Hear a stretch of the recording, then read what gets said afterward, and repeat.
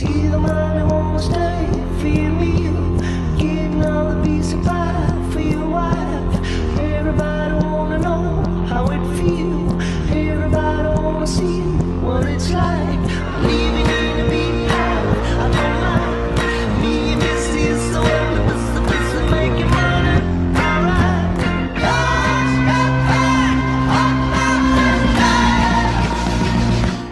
Greenback Boogie.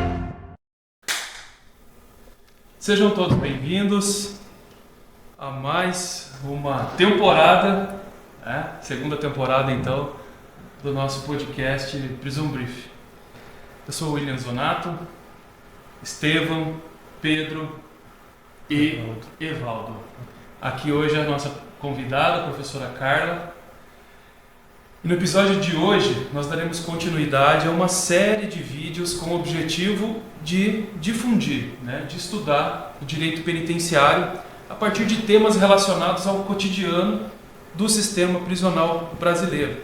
Sempre apresentado por professores ou profissionais que têm afinidade com o tema, sejam especialistas ou por experiência profissional mesmo.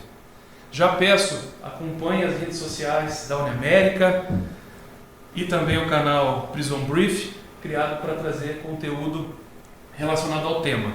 Agradeço aos professores André, professora Maria Madalena e também a pró-reitora Ana Manuela pelo suporte técnico e também pelo apoio no desenvolvimento desse projeto. Convidada de hoje, professora Carla. Foi difícil, hein, professora, para a gente conseguir esse espaço na sua agenda.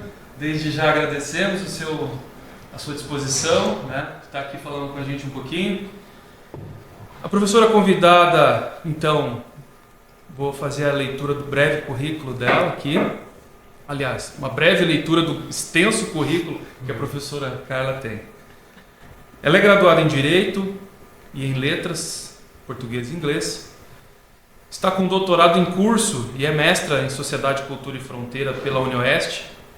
Especialista em Direito aplicado pela Escola da Magistratura do Paraná. MBA em Gestão de Conflitos e Práticas Restaurativas pelo Centro Universitário União das Américas.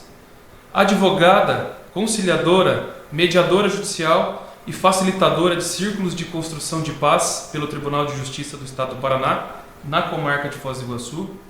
É coordenadora do Centro Judicial de Solução de Conflitos e Cidadania do Centro Universitário Descomplica Uniamérica. É conselheira suplente do Conselho Estadual de Assistência Social do Paraná e presidente da Comissão de Mediação e Métodos Consensuais de Resolução de Conflitos da OAB Foz do Iguaçu. Seja muito bem-vindo, professora Carla. Olá a todos e a todas, obrigada e que agradeço pela oportunidade de estar aqui com vocês hoje. Nós que agradecemos imensamente esse tempinho que a professora tirou para estar aqui.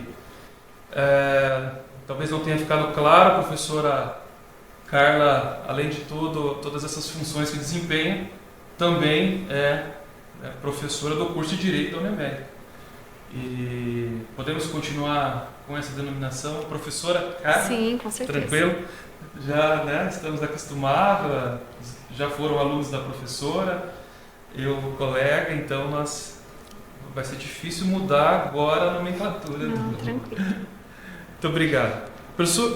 Professora, só para então deixar bem claro e entender do que se trata esse projeto, então veja que já é bem antigo, já estamos na segunda temporada agora com os meninos, e difundir o direito penitenciário entre acadêmicos e também profissionais que militam na execução da pena visa preencher uma lacuna de conhecimento em relação ao sistema prisional. Lacuna essa identificada porque quando a falta de conhecimento é da sociedade, é da população, é da pessoa que não tem nenhum tipo de relação com o sistema prisional, acaba gerando, de certa forma, preconceito. Mas quando a falta de conhecimento é do profissional que milita na execução da pena, vai muito mais além do que o próprio preconceito. Então pode gerar também crise interna e prejuízo à pessoa privada de liberdade. Então esse problema foi visualizado e se transformou num projeto integrador. O projeto integrador, pessoal, tem como objetivo principal apresentar soluções a um problema identificado. Então, eis o problema, né, essas lacunas de conhecimento. A solução proposta, então, qual foi? Difundir, através do projeto integrador, o maior número de informações possíveis acerca do direito penitenciário através dessa ferramenta de longo alcance, podcast. Ok? Nessa segunda temporada, então, mudamos os protagonistas, alunos aqui, né? O Estevão, o Pedro e o Evaldo veio conosco aqui, além do Jackson, né? Que nessa edição, nesse primeiro episódio ele não pôde estar, mas nos próximos ele estará junto. Ok? Então, para a professora poder se situar, né, no que a gente tem, o porquê que a gente tem a intenção de estar falando sempre sobre o sistema prisional. Então, a gente preparou 3 perguntas para a senhora, né, aqui. Então, mas o primeiro seria qual que é a eficácia real da justiça restaurativa hoje no sistema carcerário estadual, né, no Paraná, que a gente vê que nossas prisões são bastante lotadas, tem bastante... É um problema social realmente, a população carcerária em si. A justiça restaurativa vem para meio que curar, né, vem meio que amenizar esse problema. Qual que seria mais uma opinião da senhora se a gente tem essa esperança? Obrigada, né, Evaldo, e aos demais também por essa pergunta. Acho que falar sobre a justiça restaurativa e falar sobre o sistema prisional às vezes pode parecer um pouco distante uma coisa da outra, mas desde que comecei a estudar sobre a justiça restaurativa, acho que o primeiro foco foi pensar no sistema prisional. E realmente a gente já vem vendo há alguns anos a questão da falência do sistema prisional no sentido de superlotação, também a própria manutenção dos direitos e garantias fundamentais, né? A gente tem até decisão liminar do próprio Supremo declarando o estado de coisas inconstitucional do sistema prisional, então não sou eu que digo, mas a gente tem a mais alta corte brasileira que reconhece essas deficiências, né? E aí, claro, isso reflete as mazelas sociais. Então, a gente tem também um maior número de pessoas que estão privadas de liberdade hoje, que já são de camadas sociais mais vulneráveis. Também muitos crimes relacionados ao próprio tráfico de drogas, então, pela política criminal aí da lei de drogas. E a questão dos crimes patrimoniais que também abarrotam aí o sistema prisional, seja pelo crime de furto, de roubo. E a gente vê um alto índice de reincidência, né, das pessoas que estão envolvidas com essas condutas. E a justiça tradicional, no sistema tradicional, com o paradigma punitivo, a gente tem visto que não tem dado conta de modificar esse ciclo, né? Esse ciclo da conduta criminosa. Ao contrário, a gente acredita que todos vocês já possam ter ouvido algumas expressões aí ligadas ao sistema prisional, escola do crime. A pessoa entra como alguém que furtou uma galinha e de repente está ali vista, abarcada por alguma organização criminosa, porque deixou a família também que já era desguarnecida, né, de várias questões, mas aí muitas vezes é o próprio chefe da família que acaba sendo preso e aí as condições às vezes pioram, né? E aí às vezes essas organizações acabam por levar essas pessoas com propostas ali para questões a serviço da própria organização criminosa. E a gente fica nesse ciclo de violência e muitas vezes aí a pessoa acaba piorando a sua condição, né? Tendo outras passagens, então esse fluxo de reincidência é muito grande. Então o convite da justiça restaurativa é a gente mudar o paradigma, né? É um outro paradigma. Então, ao invés de trabalharmos apenas com a ideia da punição, trabalhar a ideia da responsabilização, né? E muitas vezes também leva a uma confusão de que a justiça restaurativa, então é passar a mão na cabeça de bandido, você curar todas as dores, então, da sociedade, mas é muito além disso, né? E aí a gente fala que o processo de responsabilização, ele é tão ou mais intenso do que a punição, porque você se responsabilizar e conscientemente entender que o que você fez foi gravoso e você causou algo de ruim para a sociedade a qual você pertence, isso acaba sendo tão ou mais pesado do que a própria punição em si. A privação de liberdade, ela traz várias consequências aí para as pessoas que passam, né? E acho que depois no decorrer posso falar um pouquinho mais do olhar que eu tenho, né, sobre o sistema prisional. Eu nunca trabalhei no sistema prisional, mas sempre de alguma forma tive contato. Continuo tendo contato também por projeto de justiça restaurativa. Então, o convite da justiça restaurativa é trabalhar com a responsabilização. E a própria pessoa, né, que praticou um ato ilícito, ela se responsabilizar por aquilo que foi feito. Claro, a gente poderia falar na questão da medida alternativa. Hoje a gente tem uma dificuldade para trabalhar com uma medida alternativa por conta de falta de previsão legal, né, para que isso seja adotado em todos os crimes. Mas a justiça restaurativa, seja no Brasil ou seja para fora do Brasil, Estados Unidos e outros países que trabalham, é possível se trabalhar com a justiça restaurativa com qualquer ato ilícito, né? Não só os de menor potencial ofensivo ou com atos infracionais. Mas no Brasil a gente carece de legislação, então o próprio Código de Processo Penal, que está, né, ali para fins de reforma, mas ainda não foi feita alteração.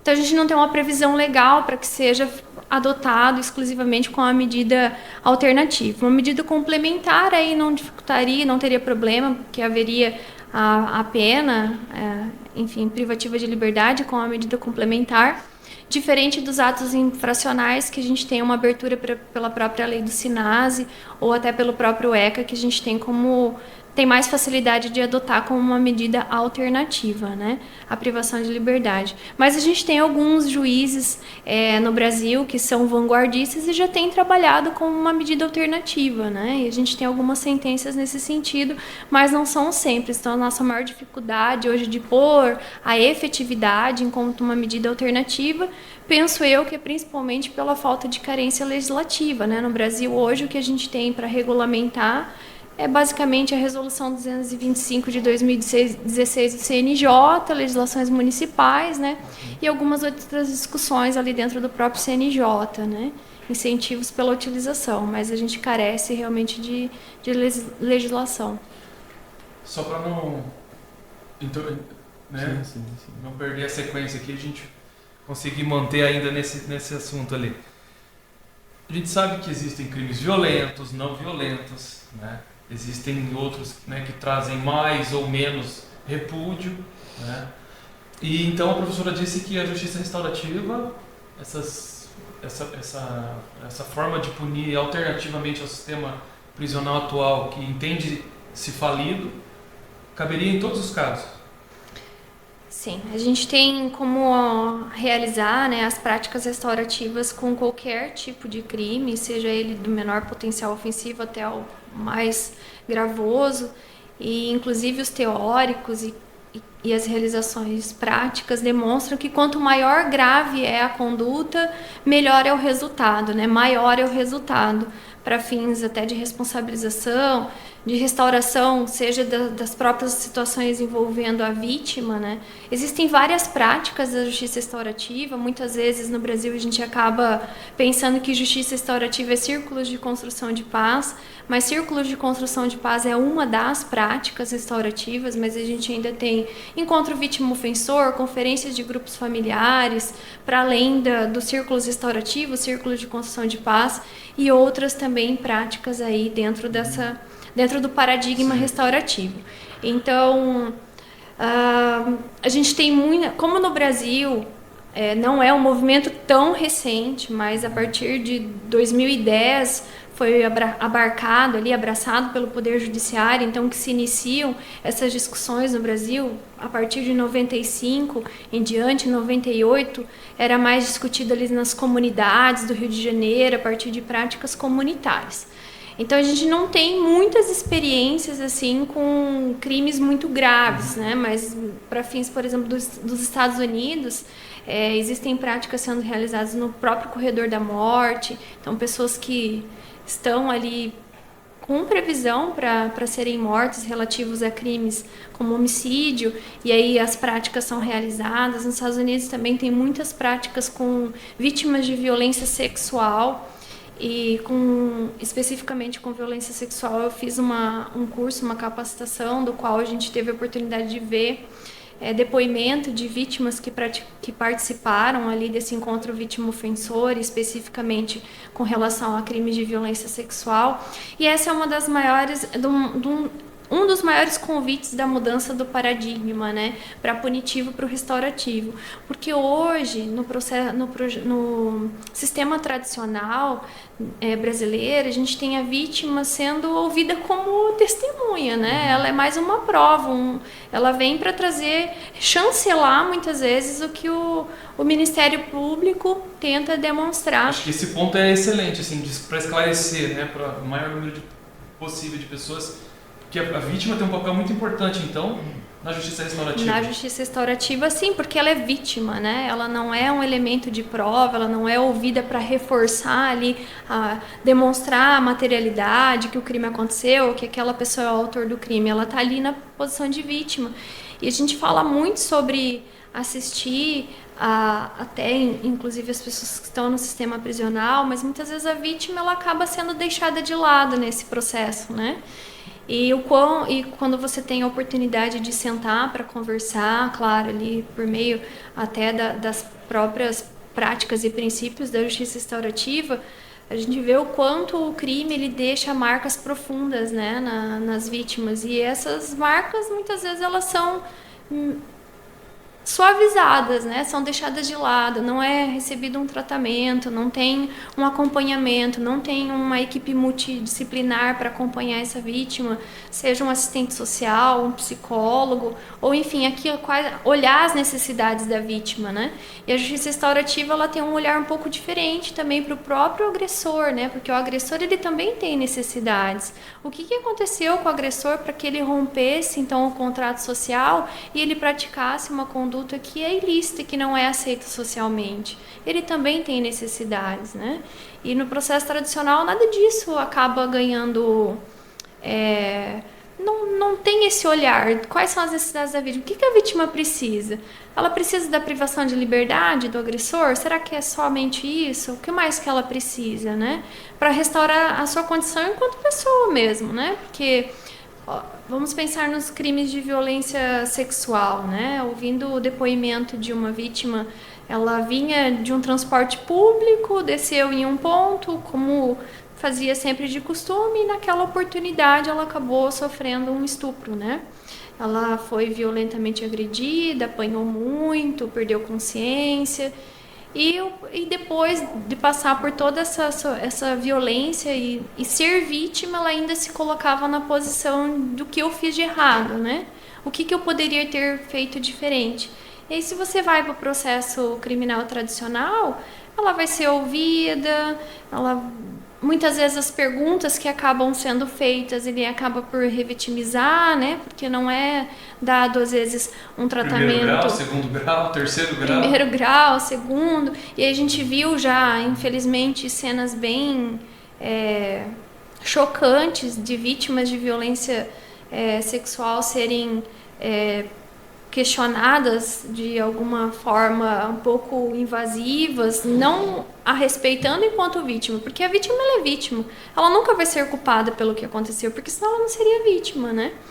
E aí a gente viu cenas, inclusive em processos criminais aqui no Brasil, em que a vítima acaba por ser revitimizada no seu momento de oitiva, né? Então, basicamente é como elemento de prova, né? E aí não se trata essas outras questões relativas ao que ela precisa, qual a necessidade advinda do crime. E aí quando a gente vai estudar também ali depoimentos, e tem bastante material dos Estados Unidos relativos a isso, porque já estão com realização há muitos anos, né? Howard Zehr, que é um grande teórico da justiça restaurativa nos Estados Unidos, ele já começa a falar sobre isso desde 1970. Então é algo que não vem de agora, né?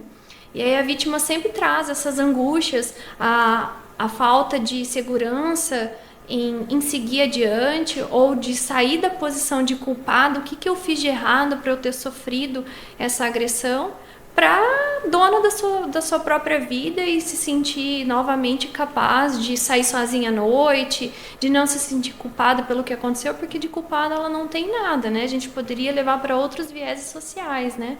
mas não de que a vítima ela tem alguma contribuição para o que aconteceu com ela. Então a gente tem outro olhar. E para além desses dois participantes, que seria a vítima e o agressor, ainda a justiça restaurativa trabalha com um tripé, que seria um terceiro, que é a própria comunidade, né? Porque quando um crime acontece, não é só a vítima e o agressor, né, que sofrem as consequências do crime. A própria comunidade, direto ou indiretamente. Seja os outros familiares da vítima que estão envolvidos, seja a própria comunidade. Vamos pensar num crime de roubo ali, então com arma de fogo, que houve várias situações na residência, todas as casas ao redor, ou a própria a rua como um todo, ou o bairro, ele acaba por repercutir todas as consequências ali desse ato, né? Então, a comunidade também ela é interessada, ela está envolvida. E a justiça restaurativa convida para a comunidade vir também,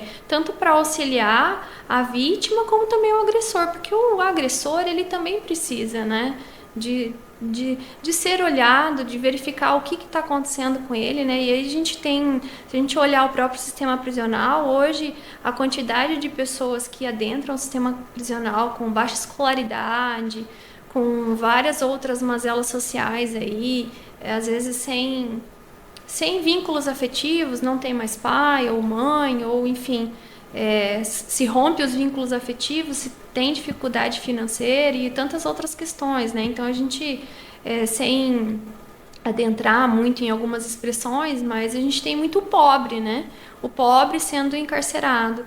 E aí, muitas vezes, ele também, na grande maioria das vezes, né, ele tem várias questões ali, sejam as próprias pessoas envolvidas aí com tráfico de drogas, que muitas vezes é também usuário, né, e ele, por conta do próprio vício, que aí é uma questão toda de saúde pública, em algum momento também acaba sendo ali preso na traficância, mas a questão do vício em si não é tratada, né.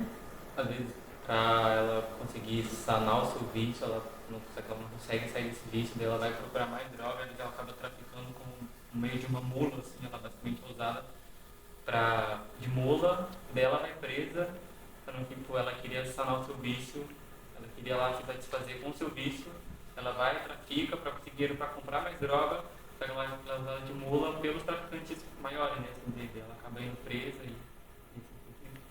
O sistema prisional acaba até sendo um ensino superior do crime, né? Porque a pessoa ela entra lá meia leiga, daí são a estrutura da família, alguma coisa, e daí outros criminosos faz crime com potenciais maior, acaba pegando esse indivíduo para outros crimes. Que às vezes também é o único meio que eles entendem, né? Que eles são criados nesse meio. Então, tipo assim, a gente fala que pode ser até uma escola do crime, mas é a única vida que a maioria às vezes conhece. Eles são, às vezes, também inseridos naquele meio e, tipo, a gente pode ver que a prisão, com a justiça restaurativa, a gente pode quebrar esse ciclo, tipo, de ser uma escola. A gente pode, com esses pensamentos e com uma nova justiça que a gente, daqui a uns anos a gente pode ver, a gente também pode quebrar, tipo, falar, não ter mais essa falácia de ser uma escola do crime, ou você entra lá e já sai um bandidão. Não, eu acho que a gente pode, com a gente mesmo, se formando daqui a uns anos, e todos os novos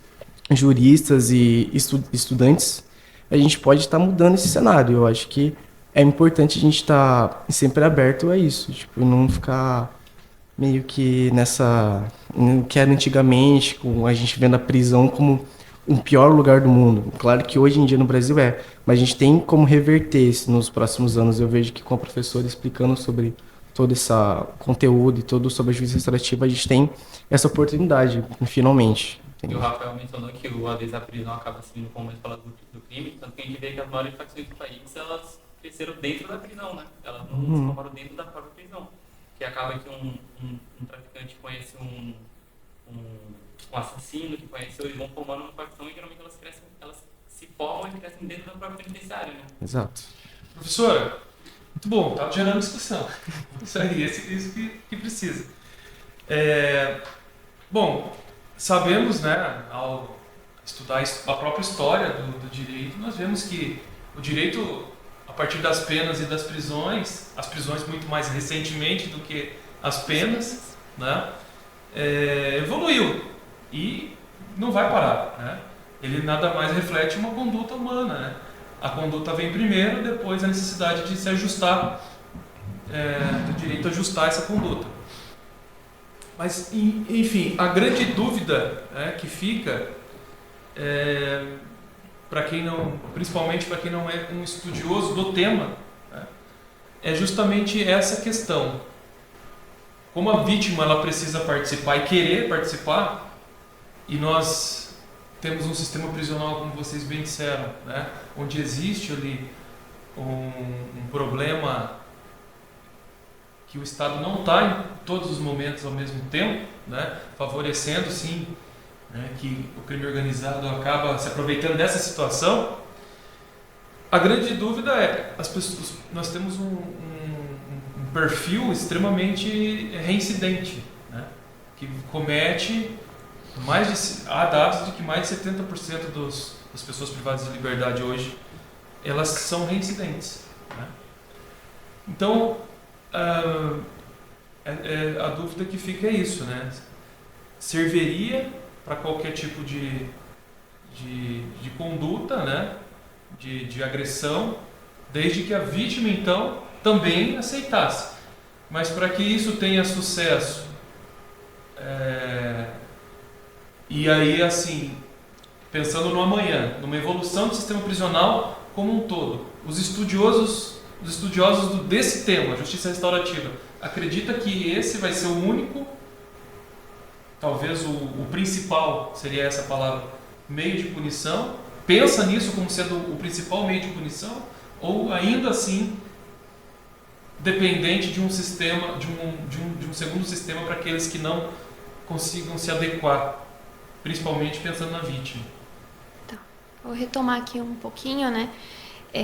Depois eu quero falar um pouquinho sobre a questão de oportunidades, né, para não perder aqui o gancho do Evaldo em relação a isso, que é para onde eu parto para pensar a justiça restaurativa no sistema prisional, né?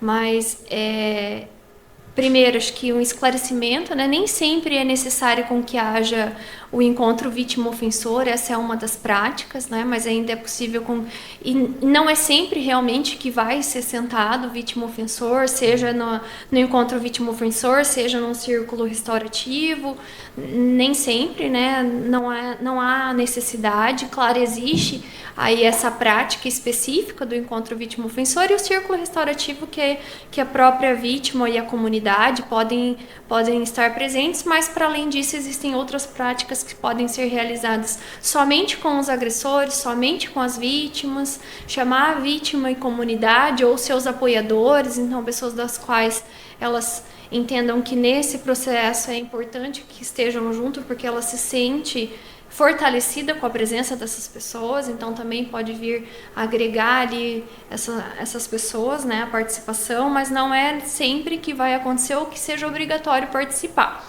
A prática vítima-ofensor, sim, né, para que seja realizado a prática vítima-ofensor, aí a gente entende que, mas isso é muito bem trabalhado antecipadamente, seja com a vítima ou com o ofensor, e nem sempre, mesmo a vítima aceitando nesse primeiro momento o trabalho, ela vai aceitar depois ficar frente a frente ali com o seu agressor, né? Mas a gente tem outras práticas para além dessas. Então, o próprio trabalho com agressores ou dos agressores com a participação de vítimas indiretas também, né? Porque não necessariamente a gente precisa sentar a vítima... o Joãozinho assaltou a Maria e colocar a Maria com o Joãozinho, né? Mas a gente colocar em oficinas reflexivas o Joãozinho ouvir várias outras Marias que sofreram o mesmo crime, né? Para que ele possa ouvir a vítima e como ela se sentiu, né? Ao passar por aquilo e como que foi a vida dela depois daquilo, né? Então a gente também pode ter o trabalho com vítimas indiretas, não necessariamente a vítima daquele agressor fazer o encontro diretamente com ele, né? Então é possível se trabalhar indiretamente ali com vítimas indiretas, que são vítimas do mesmo ilícito, mas não são vítimas daquelas pessoas, Daquela não, pessoa. daqueles agressores, né? Diretamente. Diretamente. Isso também, às vezes, é um facilitador para que as pessoas se sintam, né, mais à vontade para poder participar das práticas assim, mas também é possível ser o trabalho somente com os agressores, então somente com as pessoas que estão privadas de liberdade, somente com as vítimas, né? Oficinas somente com vítimas de violência doméstica e familiar, que nós temos projetos, né, aí do próprio tribunal nesse sentido. Oficina somente com os ofensores também de um mesmo ilícito. Então tem várias formas de se trabalhar a partir do paradigma restaurativo, né? Por isso que a gente fala que às vezes definir justiça restaurativa é um complicativo, né? Porque a gente fala de um paradigma, de uma forma de... são princípios, filosofias, né? Forma de interação aí com a sociedade e com todos os envolvidos. Aí a gente tem vários conceitos sendo trazidos pelo próprio Howard Zehr, que já está mais ligado à área criminal, mas também Kay Pranes, que trabalha mais numa pegada de comunitária, então trabalhos comunitários, né? Então cada um vai ter ali a sua conceituação. Aí, respondendo a pergunta que o professor me fez agora, em relação a se a justiça restaurativa seria um futuro, né, ou uma forma de abolição em relação ao sistema prisional como a gente conhece, né? Acho que o primeiro contato que eu tive com a justiça restaurativa foi a partir de um livro do Daniel Acuti, que chama Abolicionismo Penal, né? Então, ele trabalha com essa ideia de alternativa, né, e de substituição. Com o passar do tempo, né, as discussões elas foram caminhando para uma medida complementar, que é o que a gente consegue na atualidade, com mais amplitude devido à própria ausência legislativa aqui no Brasil. O que eu posso dizer? Quem que elege se a via é a mais adequada? Não é o juiz, não é o promotor, não são os advogados, são as pessoas que estão envolvidas. Então, hoje, se eu tivesse que me posicionar em relação ao abolicionismo penal, ali, a questão de usar a justiça restaurativa, eu penso que é totalmente possível, mas eu penso que é uma caminhada, né? Isso vai depender muito das próprias pessoas que estão envolvidas. A justiça restaurativa, ela cabe para todas as situações, mas não é em todas as situações que ela vai poder ser utilizada. Porque o próprio agressor vai poder dizer que não tem interesse em participar. E a própria vítima também vai dizer que não tem o interesse em participar. Então, a gente olhar para um futuro e pensar na extinção do sistema prisional como se tem hoje, é um pouco difícil de eu ir num caminho tão impositivo e dizer, não, realmente eu entendo que a gente vai, não teremos mais prisões penitenciárias e a gente vai ter outra forma.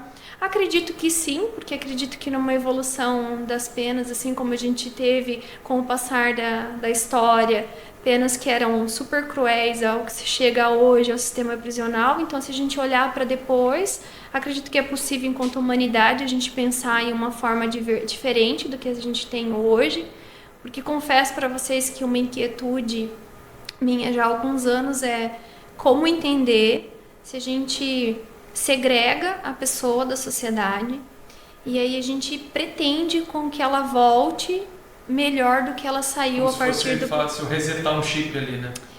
E sem o vínculo, sem o contato. E aí a gente sabe que muitas vezes o vínculo afetivo acaba por ser rompido, até porque se a gente vamos pensar aqui nas penitenciárias femininas, elas ainda são a minoria. Então a gente tem aqui em Foz do Iguaçu forasteiras, né, mulheres de todo o estado do Paraná que estão presas aqui, né, de diversas comarcas. Com a questão da tecnologia e da possibilidade de visitas virtuais, isso diminuiu um pouco o rompimento dos vínculos afetivos, mas ainda assim é um grande desafio, porque nem sempre a família tem contato com tecnologia, ou ela consegue entrar online para poder conversar com essa pessoa que está presa. Então a gente tem várias questões ali que acabam por chegar num ponto de choque, assim, pensar como é que a gente vai pensar que aí aqui no Paraná eu penso que o nosso estado ainda ele tem certos privilégios, assim, se a gente pensar nas nossas penitenciárias, né? Existe problema? Existem problemas, mas quando a gente pensa para fora do nosso estado, para fora do sul do Brasil, que como um todo é privilegiado, a gente tem questões muito cruéis, assim. Eu conheci uma pessoa que foi encarcerada em Rondônia, e nesse período de encarceramento ele teve sarna, malária, vários problemas assim que deixaram sequelas gravosas na saúde, né? E que repercutem até hoje. Então, como que se a gente não pensar que existe uma possibilidade melhor ou diferente do que a gente tem hoje, eu acho que a gente menosprezar a capacidade do ser humano em pensar em algo melhor. E o meu maior ponto de nó assim mesmo é como é que a gente segrega uma pessoa, coloca ela muitas vezes em situações desumanas, e aí o próprio STF então declarou ali a inconstitucionalidade, né, o estado de coisas inconstitucional. Então ele atestou que diariamente a gente tem violações de direitos e garantias fundamentais das pessoas que estão privadas de liberdade. Como é que eu espero que ela vai votar melhor? No meu ponto de vista é praticamente impossível, né? E aí eu retomo aqui, antes de devolver a palavra, que o Evaldo trouxe uma palavra que é a palavra que muitas vezes me dá um aconchego em pensar em coisas diferentes, que são oportunidades. E aí pensar que as pessoas privadas de liberdade não consigo ver formas de mudança de vida, ou mudanças de comportamento, ou mudanças da forma de interação com a sociedade, se não for por meio de oportunidades. Estudar, se profissionalizar, trabalhar, aprender coisas que a pessoa nunca imaginou que ela tivesse condições de aprender, e lá a gente, com o contato que eu tenho mais direto ali com as mulheres privadas de liberdade, a gente vê o quanto de coisas que elas têm condições de aprender e que muitas vezes elas não sabiam que poderiam, seja pela própria questão do artesanato, desenho, pintura, oratória, escrita, e aí profissionalizantes, cursar em faculdade, terminar os estudos, cursos profissionalizantes como panificação, corte e costura. Então todas as pessoas têm condições de aprender, de serem aquilo que elas quiserem. Mas para isso eu volto na palavra da oportunidade. Então elas têm que ter oportunidade. E aí não enxergam um sistema prisional que não seja um sistema de oportunidades. Porque pessoas que ficam o dia todo deitado lá no X, né? Estão deitadas nas suas celas lá, sem nada para fazer, sem nada para aprender. Passam ali 8, 10, 12, 5, 13, 20 anos. Nessa condição eu não consigo verificar com que elas vão sair melhores do que entraram. O professor também mencionou a residência dos presos, né? Como a professora vê a justiça restaurativa como uma medida alternativa na diminuição da incidência dos presos? Bom, não tenho nesse momento, assim, não me lembro de dados para dizer se dados reais aqui do Brasil. Acredito que é possível a gente verificar se já tem alguma questão a do CNJ ali. Sei que em 2018 o CNJ ele fez um grande relatório sobre a justiça restaurativa no Brasil. Inclusive esse relatório ele fica disponível lá no site do CNJ para fins de download. Então ele mapeou todos os projetos, programas de justiça restaurativa que foram noticiados ali ou são do próprio sistema de justiça.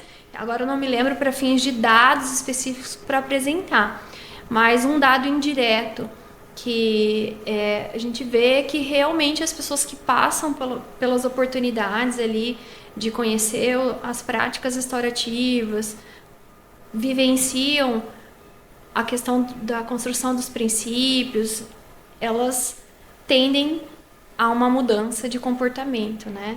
É uma experiência, eu não posso afirmar que vai ou não, né? Mas o que eu ouço nas práticas, né, circulares ali que realizo na penitenciária feminina, e aí verbalizado, e aqui o uso de falas de próprias mulheres privadas de liberdade, é que a partir da justiça restaurativa elas se sentem pessoas novamente, então elas se sentem gente novamente, e isso fortalece com que elas queiram realmente ser uma outra pessoa, sair da questão da criminalidade.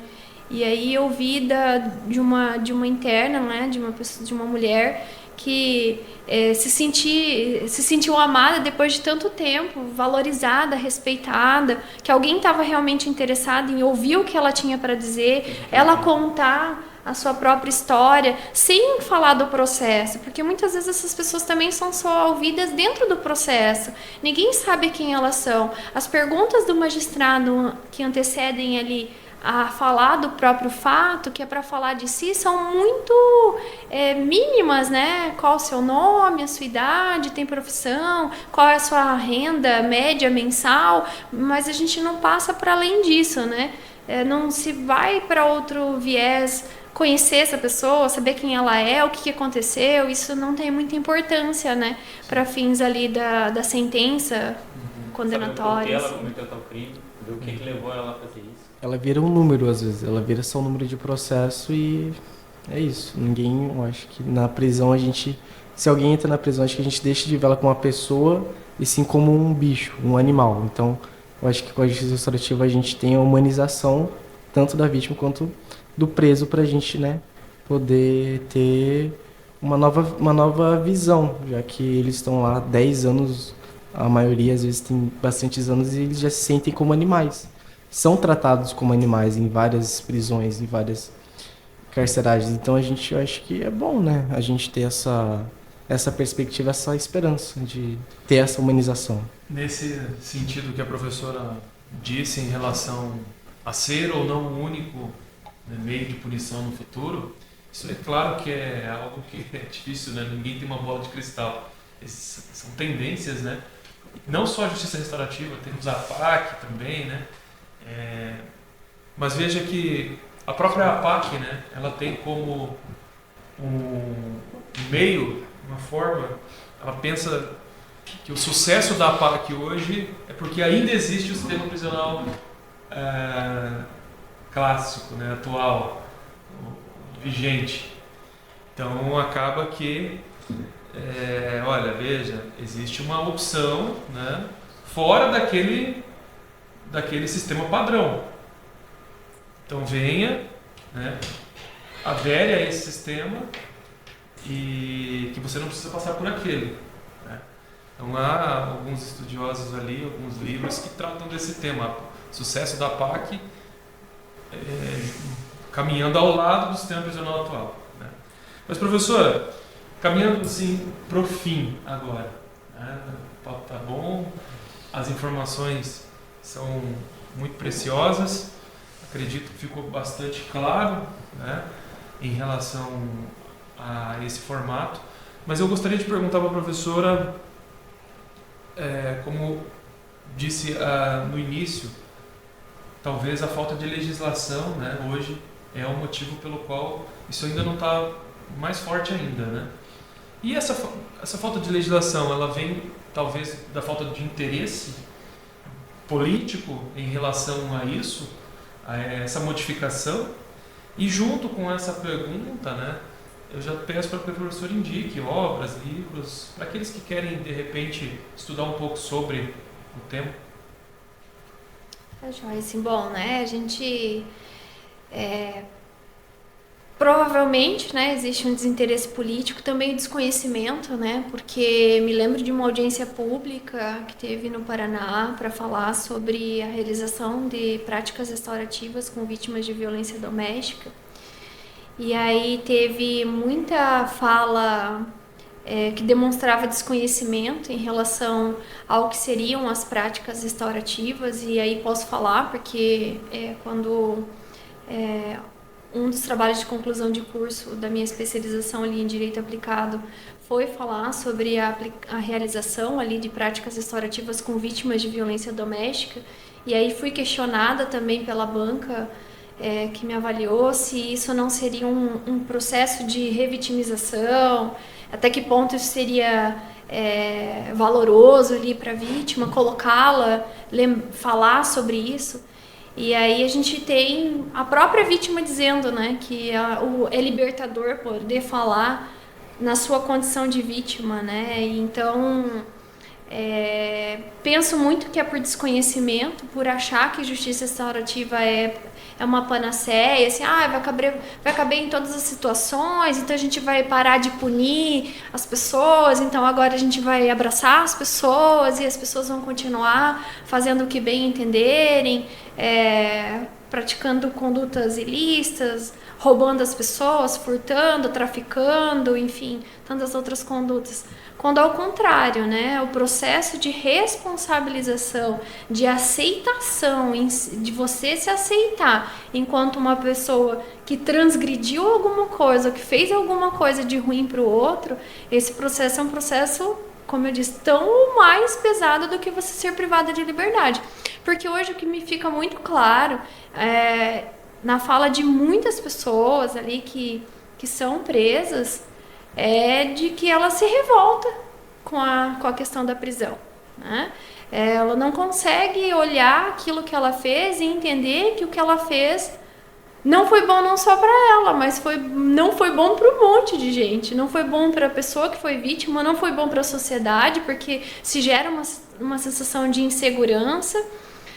E não é bom para ninguém, porque também a gente acaba tendo que cada vez mais colocar dinheiro em alguns setores da sociedade e em detrimento a outros, né? Porque quanto mais a gente investe, seja no próprio policiamento, ou seja na construção de novas penitenciárias, é uma escola menos que é construída, são possibilidades diferentes para a sociedade que deixam de existir por conta do dinheiro estar sendo utilizado para esse segmento, e aí a gente pode olhar para fins de investimento público em relação ao sistema prisional, que os gastos são imensos, né? Não só no sistema prisional, mas também para o ato infracional, né? Os gastos são exorbitantes em relação... E para ainda a gente ter que ouvir que as pessoas têm violações de direitos e garantias diariamente, né? Então, é muito complexo como um todo, assim. Mas também, se a gente pensar nos interesses aí políticos, talvez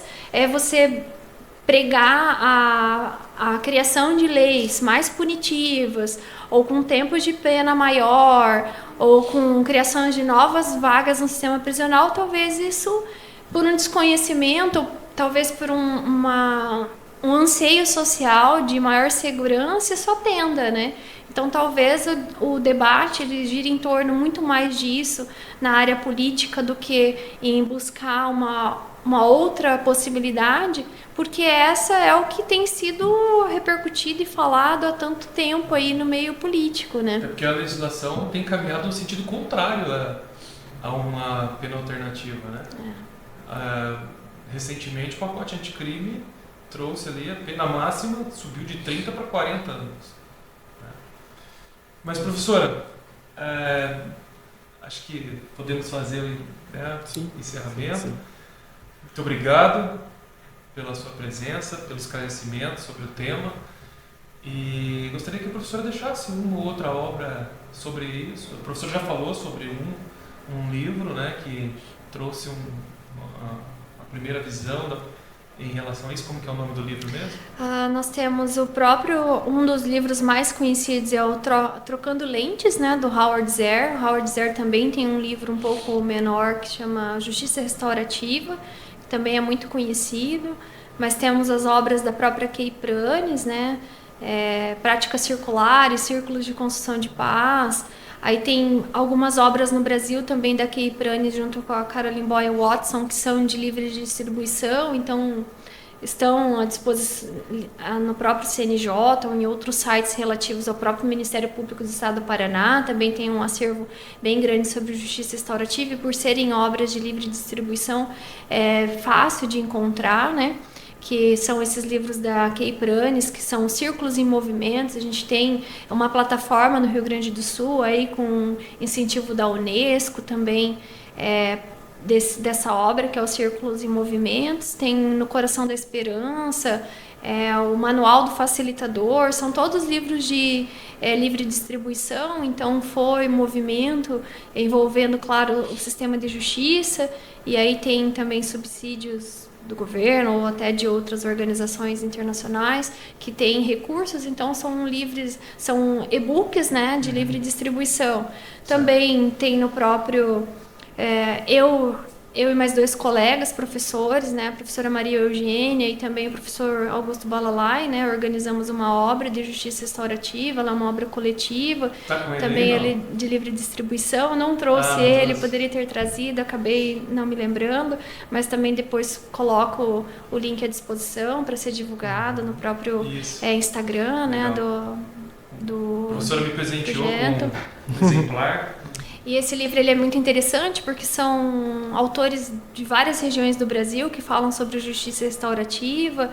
Nesse livro em específico eu falo sobre a realização no sistema prisional, então em um dos capítulos, e aí falo sobre um projeto que tem em Ponta Grossa, e aqui não posso deixar de referenciar também a doutora Larissa Kopak, que é a juíza lá em Ponta Grossa, coordenadora do Sejusc, e tem feito um trabalho muito grande de justiça restaurativa, seja com a questão do sistema prisional, por meio do projeto Travessia, seja com agressores de violência doméstica, o projeto Circulando Relacionamentos, e aí tem toda uma equipe lá no Sejusc que trabalha com ela, e ela no Paraná já está à frente desse trabalho há bastante tempo, então falo nesse artigo sobre o projeto Travessias. E daí não posso deixar de hoje também, acho que finalizar esse espaço aqui com vocês, sem falar do projeto Florescer, né, que é o projeto que temos aqui na comarca, também numa parceria com o próprio DPEM, também com o Conselho da Comunidade